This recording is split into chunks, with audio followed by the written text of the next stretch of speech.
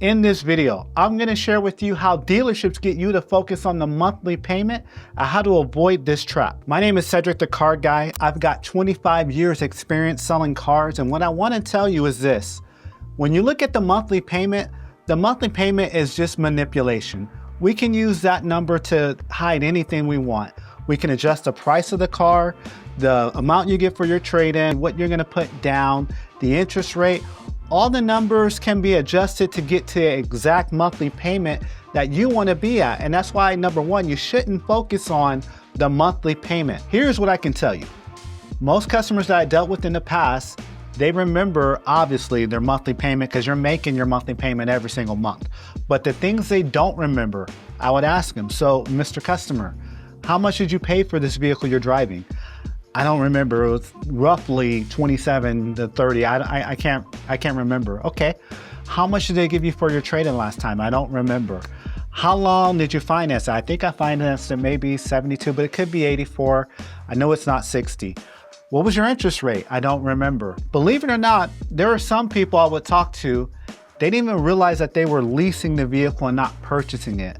So I say all that to say this, don't focus on the monthly payment. Because yes, you're gonna make that monthly payment every month, but you wanna look at the entire aspect of the deal. So here's the psychology of getting you to focus on the monthly payment. It starts before you ever get to the dealership.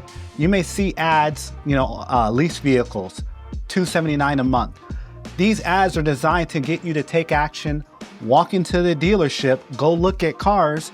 Not as you're here on the premises, it's the salesperson's job is to get you emotionally attached to something in stock. Get you to test drive a vehicle and have you take mental ownership of taking that vehicle with you. Now, side note, there's a lot of different people on the internet that say never test drive the car.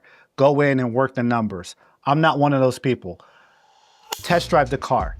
Make sure that vehicle has every single feature that you want on the vehicle. Make sure that you go through it with a fine-tooth comb.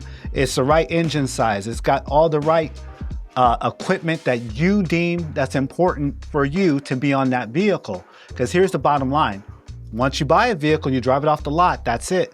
There's no cooling off period. You can't return it. So you got to do your due diligence and make sure it's the right vehicle. And plus, you don't want to spend all this time negotiating, going back and forth on a deal, come to find out that the car is missing some make or break feature that you want on it.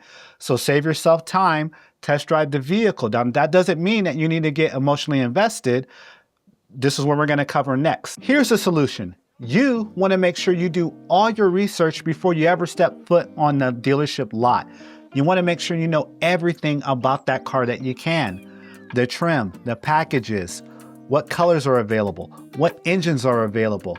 You want to know every specific little feature that you can get on that vehicle. You want to know market data. You want to know what are they selling for. Contact a couple other dealerships, and get a price from them. Also, based on whatever dealership you're going to go to, know how many of that exact unit or similar units that they have in stock. The more you can really know about this car is going to do one thing. Actually, it's going to do two things. Number one, you're going to be a prepared buyer, and a prepared buyer doesn't fall for the payment trap. But number two, just by you having that research done and knowing that car inside and out, the salesperson, it's going to knock them off of their feet a little bit because they aren't going to be intimidated. In sales culture, it kind of works like this. Like myself, I specialized in RAV4s and Priuses and Tacomas, Camrys. I knew those cars inside and out. If someone wanted to come in and look at, let's say the pure electric car, the BZ, I wasn't really going to show the BZ too often because that's not my strong suit. I know the car, but I would rather somebody else show it, or a Sienna, or, maybe a different vehicle. All salespeople have vehicles that they lean to at their dealership and their brand. So they can't know every single car inside and out to that degree like you will because you're only looking at that one specific car.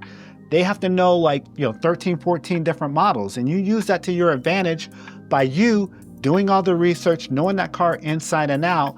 And I promise you, just having that information is going to give you an advantage because you're now closing that information gap between what you know and what the dealership knows. Here's the main thing.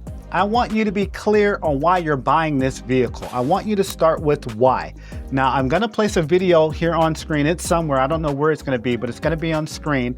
And that video is breaking down, is the car you're looking for, is it purely just transportational?